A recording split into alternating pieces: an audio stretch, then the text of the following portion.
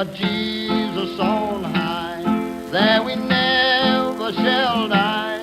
'Tis the land where we'll never grow.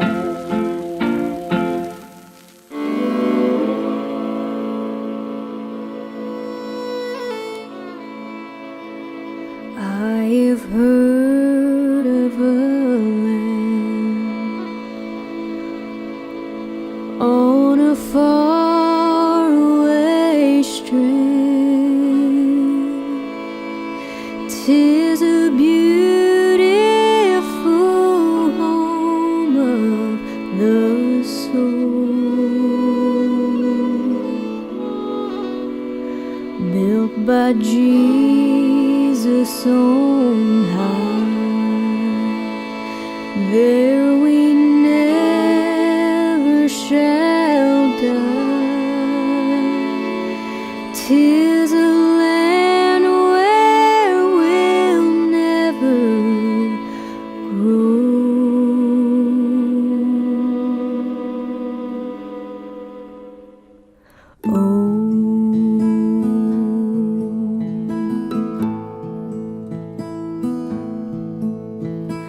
Never grow old, never grow old, in a land where we'll never grow old.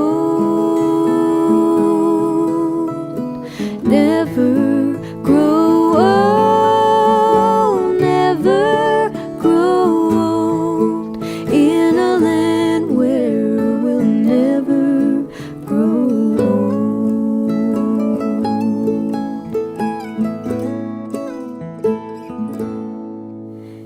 That beautiful home where we'll never more roam, we shall be in the sweet by and by. Happy praise to the King, to eternity sing. 'Tis a land where we'll never grow.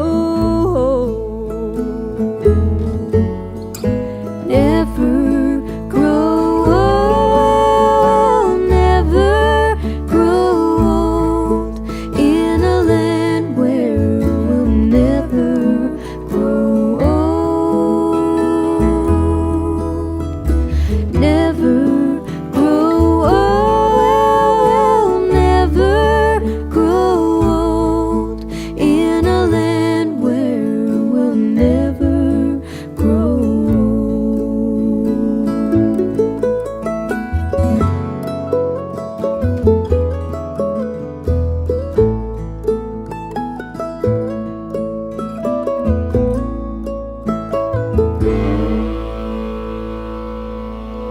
When our work here is done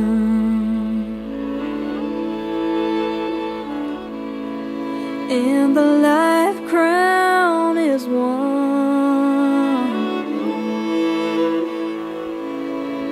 and our troubles and trials are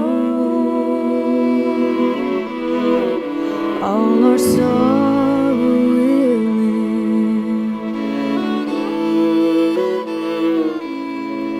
and our voices will blend.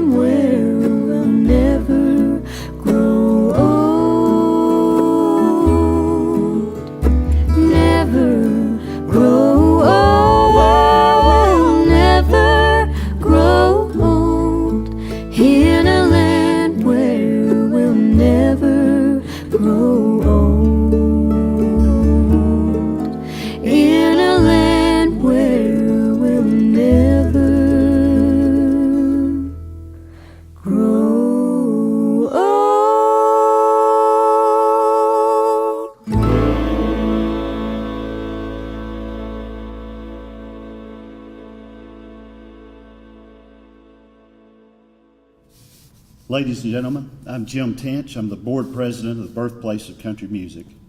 You've just heard the Church Sisters perform a song that first found its way to vinyl in 1927 on a recording that created a national sensation. As you entered the theater today, Rickshaw Roadshow filled the room with the electrical energy of today's modern Americana, an undefined hybrid of folk, rock, and country. The contrast of live versus studio, modern meets vintage, is a harmonious theme in today's program. It's also the hallmark of Bristol's rich music legacy that began in a makeshift recording studio just one block from here in 1927. We're here today to announce a historic music project that pays tribute to the very roots of country music and that 1927 recording sessions known as the Bristol Sessions, and considered to be the most influential recordings in the history of country music. We'll also talk about how bands like Rickshaw Roadshow can answer a call very similar to the call that Pierre made to artists like the Carter Family and Jimmy Rogers back in the day. The Bristol Sessions and Bristol, the place where they were recorded, will soon be the spotlight again. And we're gathered everyone here today to talk about that. Johnny Cash said, and I quote, "The Bristol Sessions is the single most important event in the history of country music," end quote. And he was absolutely right. The historic sessions that took place in an improvised recording studio set up in a hat warehouse on State Street in Bristol created a sound that resonated across America. They introduced an indigenous root music to mainstream America. The songs carried the themes of trials, trouble, triumph, of faith, hope, and all this during hard times. Subjects that Americans facing the Great Depression could identify with.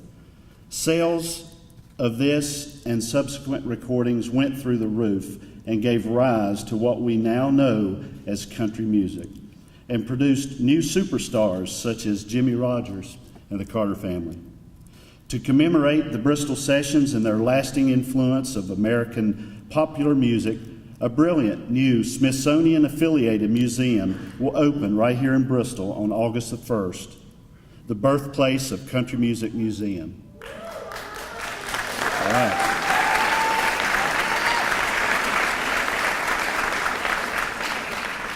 This new museum will not only tell the story of the birthplace of country music, but it will help to pull back the curtain on the surrounding region where the music still resounds and introduce it to new generations of travelers.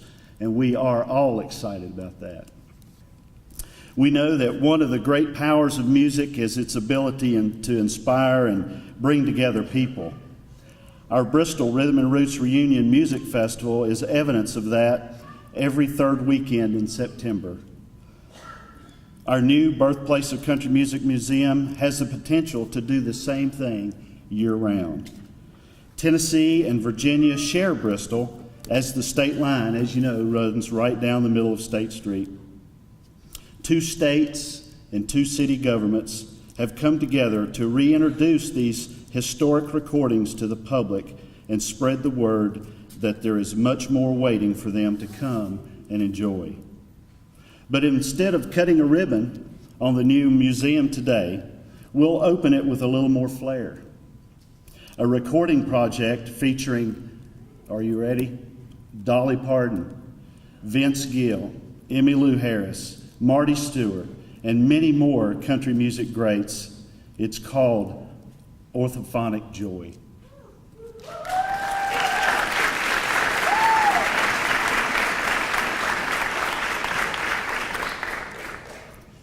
It has been a dream of the Birthplace of Country Music organization to recreate the Bristol Sessions for some time.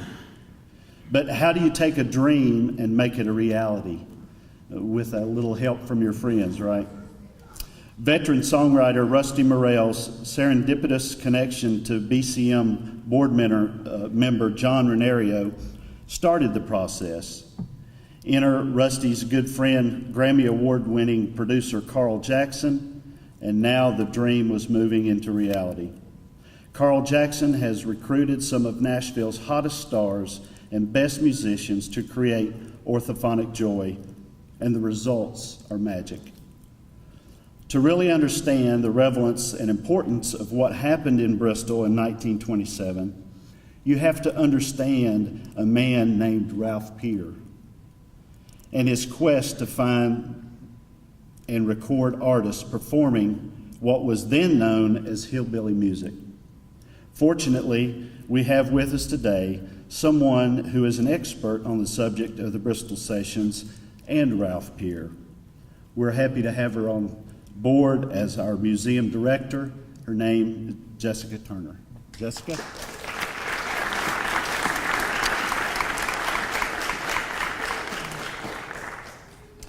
Here's your history lesson. You can't do a cool city project without a history lesson. In the early 1920s, Ralph Peer was already an accomplished producer of hillbilly recordings. For OK Records, in the mid-1920s, he recorded in Atlanta and New York folks such as Ernest Stoneman, who just very recently posthumously earned a Grammy for The Titanic, which was recorded in 1924 and again recorded in 1925 as The Sinking of the Titanic. That's pop music of the 1920s, singing about current events. Later, Peer was wooed away from OK with the idea of doing the same thing for the Victor Talking Machine Company to increase their sales in hillbilly records. In 1927, Peer started his Southern tour to boost Victor sales because, quote, "They couldn't get into the hillbilly business, and I knew how to do it." This music is tied to more than production and marketing that Peer was so very good at, and also more than the careers of stars such as the Carter family or Jimmy Rogers or the Stonemans. It's also very much tied to sound technology. From the late 1880s on, the developments in the science of sound, from cylinder players to 78s, made music profitable and portable. And now, in the 1920s, it was being done with a new electrical recording process. By companies such as Western Electric and Bell Laboratories, these electrical recordings sounded far crisper and more of a higher quality than previous recordings that were done acoustically. This is the Western Electric double button carbon microphone that you see here, which by 1927 was standard in the industry for doing these recordings. Electrical recordings were also used not just by Victor, but by their competitors, OK and Columbia Records. On the Victor record label, you see at the very top, VE. VE stands for Victor Electric. They were marketed as high-quality electrical recordings. This VE was later dubbed Orthaphonic. Orthaphonic was Victor's way of branding their version of the electrical recording process. But just like high-definition video can only be played best on HD equipment, Victor also develops, along with Bell Laboratories and Western Electric, the Victor Orthaphonic Reproducer. So not only did you buy your records that were recorded electrical, you had to play them on an orthophonic machine for it to have the best high-quality experience. And this was how this music was marketed in the 1920s. If you look at the ad that was placed in the Bristol paper for the Bristol Sessions, the top part of the ad is for a furniture company that sold these Victor orthophonic Victrolas. And the ad says, "Don't deny yourself the sheer joy of orthophonic music." That is the ad that drew people to the Bristol Sessions in 1927, and it is the ad that Peer worked alongside industries and furniture companies and the stores along State Street to make this happen. Orthaphonic, by that time, meant historic, sound quality, and technology. The museum that we're building, that'll open August 1st, is also about history, sound, and technology. And if you look at some of the things that we have in the museum, what we are continuing to do is to celebrate history, to celebrate the sounds that came from Bristol in 1927 and 1928, and to celebrate that technology that made it happen, but do it in a new way so that we continue to experience music in Bristol. Thank you.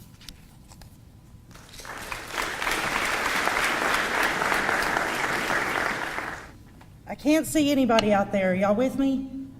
All right. Thank you, Jessica. I'm Charlene Baker, and I'm the marketing director for the Birthplace of Country Music. A dream job, especially now. This is a really big moment for us. So thank you for coming and sharing it with us. I'll give you a little rundown on the Orthaphonic Joy recording CD project that we're working on, if my glasses don't fail me first. Renowned record producer Carl Jackson has chosen 15 of the original Bristol Sessions songs and hand-selected contemporary artists to re-record them. Having worked with a number of Nashville's elite over the course of his really awesome career, Carl has a very personal connection with the artist chosen for this project. In one instance, Carl penned a handwritten letter to his friend, Dolly Parton, asking her if she would lend her voice to the Orthaphonic Joy project. In fact, it took very little urging to get these artists on board for the project. The artists themselves believe in the power of the recordings of the Bristol Sessions and the history that they represent in their musical fields. The collection will be held together with narration by legendary voice of the Grand Ole Opry, Eddie Stubbs.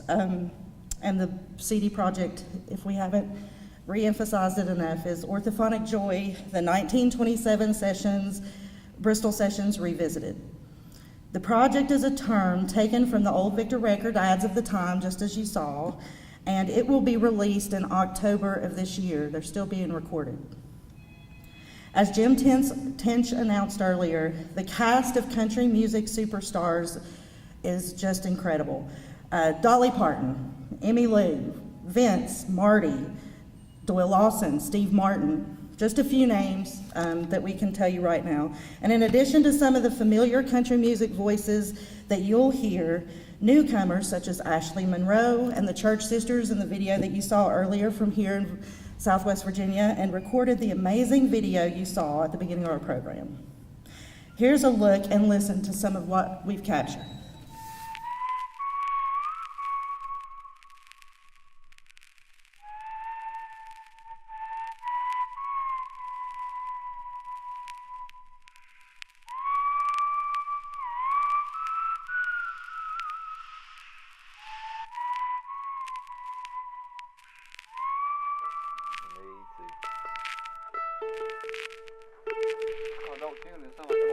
That's true. So the idea of your project is taking the Bristol Sessions as the roadmap and then doing what? It was like all these tributaries coming together into a big well of American music. I just think it's important to know your history, period. My heart goes back to this. It's kind of in my Smoky Mountain DNA. The Bristol Sessions was kind of the formal how do you do to the world. You know, the big bang of country music. It was genius then and it's genius now. It's just a different take on it. And music was more back then, I guess, a way of news traveling, you know. You wrote about what you knew and then the songs would get out.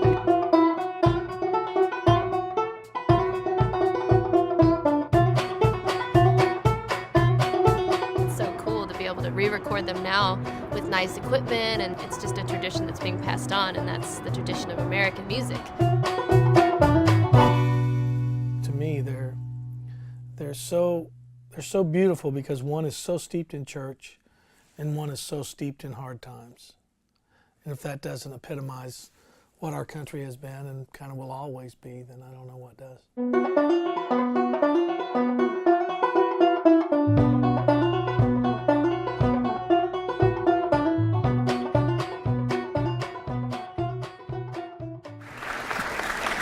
I should mention that video was recorded by a company called VML. They work very closely with Tennessee Tourism, and this was over the course of the recordings. That little shot of Vince Gill in there, that was his house.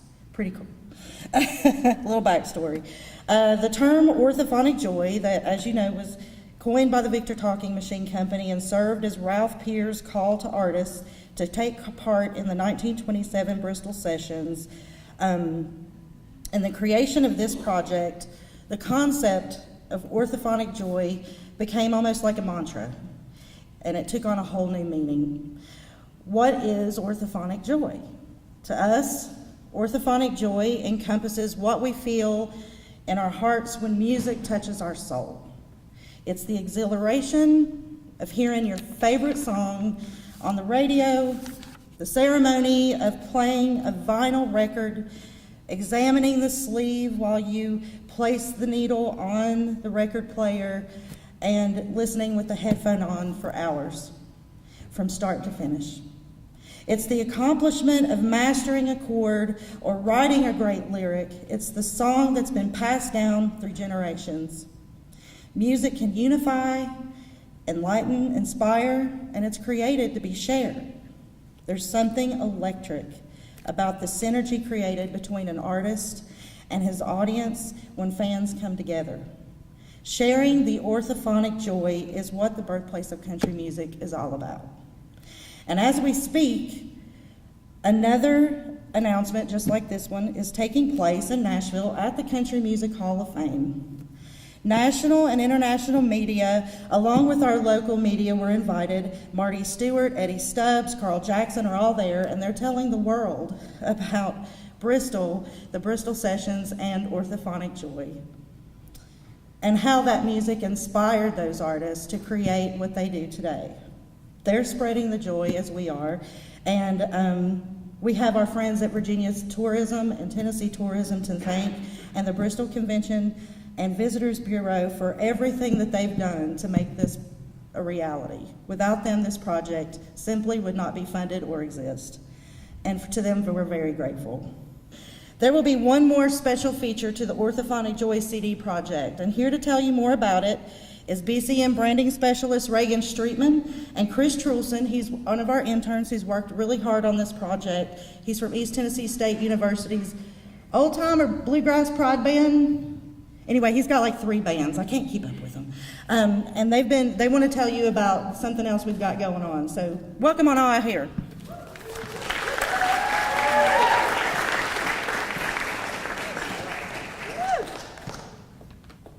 I don't think I'm tall enough. Y'all are beautiful singers. Appreciate that. So, one really important and exciting aspect about this project is what we're calling the Orthophonic Joy Music Contest. And similar to Ralph Peer's advertisement calling upon musicians to record from the 1927 sessions, we're asking musicians to send us their interpretations of a few pre-selected songs from those sessions. Our goal is to celebrate the significance and historical importance the sessions have had upon the American popular music culture. We're asking emerging artists in and outside of the region to show us their talent by interpreting this timeless music, which in a sense encapsulates the essence of the birthplace of country music. We'll be taking submissions starting today, June 10th, 2014, until July 10th, so that's 1 month. The incentives for the artists to submit are huge, and we're just really thrilled to offer such great prizes to those who submit. And Reagan will go into further detail about how the contest is going to operate. Thanks, Chris. Chris has been instrumental in getting this project off the ground, and it's so exciting to finally launch the new website, the Orthophonic Joy Music Contest website. It is live today. On the website, you'll be able to begin your adventure as a contestant. On the About page, it gives you a little information about what we talked on today about Orthophonic Joy. Be sure to read the rules and follow those clearly and closely. We have 4 songs, as you'll note up there. The contest song selections are The Storms Are on the Ocean by the Carter Family, Darling Cora by B.F. Shelton, I Am Bound for the Promised Land by Alfred Carnes, and the last selection, Bury Me Under the Weeping Willow Tree. As Chris said, this contest runs from June 10th to July 10th. We're asking you, as a contestant, for a video submission of one of these songs as you would interpret it. So in other words, put your own little style on it. 18 or older, please, part of the guidelines and the rules. How do you submit? Well, if you go to the How to Enter contest, it will take you through a 2-step process. The first is to send an email confirming your entry. The second, after you do so, would be to go on our Orthaphonic Joy Facebook page, which is being ran from the BCM Facebook page. Jessica? That went live literally an hour ago. So tell all your friends that there's music prizes and sheer joy to be had, and post your video for a chance to win. Dun, dun, dun. Dun, dun, dun. All right, pay close attention. This is pretty exciting. Our grand prize is really huge incentive for emerging artists and artists who will be submitting to this contest. And it includes the following. A chance to record one song on the Orthaphonic Joy CD, which entails recording with Grammy Award-winning producer Carl Jackson and being included on an album with the likes of people like Dolly Parton, Marty Stewart, Vince Gill, and on and on and on. Would that be in Nashville? In Nashville, Tennessee. And another great incentive are numerous notable performances, such as Rhythm and Roots 2014 and Music City Roots. And the list goes on and on, but those are two of the largest prizes. Okay. All right, so any questions? Because I can't see your hands even if you were to raise them. One question in the audience. I'll give it a try. I'm just curious, do you know about the process of selecting which 4 songs? That is a great question. Under Judges on the website, we'll give you more information about our judging panel. Daily, our office at the Birthplace of Country Music will filter through every single submission from the Facebook page. We will take the top finalists using our music committee from the Birthplace of Country Music Committee and gathering the top 5 finalists. One of those finalists will be the person or the artist or the group with the most likes on their Facebook page video. So there's a huge incentive to share for people and pass on the joy to become a possible finalist in that competition. Judges include Carl Jackson, Rusty Morell, Jim Lauderdale, Larry Cordell, Jerry Salley. So those are some heavy hitters out of Nashville. We are super excited. We couldn't be more thankful to share this with our Bristol family. And we wouldn't be here today if it weren't for all of you sitting here. Each of you probably have a raffle ticket. Is there another question? Reagan, how did you get the 4 songs that they selected? We flipped a coin. No, a lot of work. Chris can speak on that. We discussed. We really wanted a broad sort of sense of each song has a pretty distinct feel, a different kind of feel, and different melody. So we wanted to have a pretty broad range for artists to choose from, and was under Carl's supervision as well. Well, we're giving everybody a choice either to post a video or audio. And it's only important, and that's the delivery method. You know, we kind of weighed a bunch of options, and we just thought with technology now, that's something that almost everybody can do fairly easily. So we're not judging on the quality of the video by any means. It's the actual content, it's the song, and the talent that comes through. Great questions. I think it is worth noting that the 4 songs we selected, it is not going to be a guarantee that that winning artist will record one of those 4 songs. Carl may pick a different song from the 1927 Sessions repertoire.